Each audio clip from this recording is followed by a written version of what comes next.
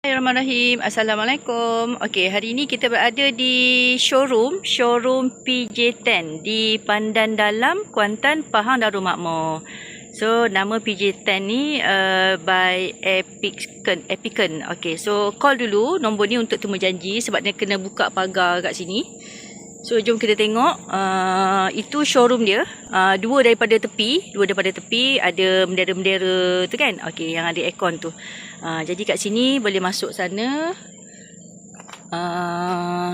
Beritahu dekat guard dekat depan tu dulu. So, nanti dia akan bawa kat sini lah. So, ini dia punya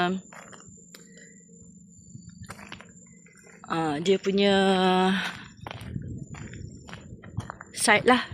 Okay, so masuk-masuk je. Ada tempat letak sampah. Kemudian kat luar ni tempat air tu tak ada. So kat sini masuk-masuk je. Ini gambaran dia lah. Masuk-masuk dia hall dulu. Ada hall. Ada 2 plug point untuk kipas dan untuk lampu. So sana dining. Straight tu dapur. Dan ada 3 bilik. So ada 3 bilik. Jadi kalau kita masuk bilik master bedroom, ada bilik air lah. Kemudian so ada tingkap. So ini plug point dia. Kan? Ada satu lagi kat sana plug point. Ni master bedroom. Bilik kedua depan dining.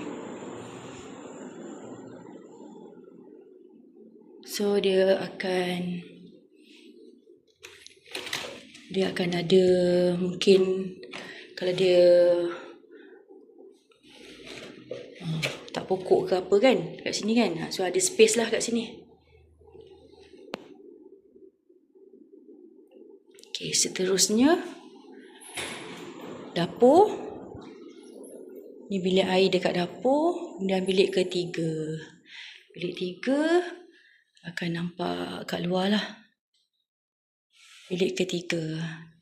Jadi plug point di dapur ada 2.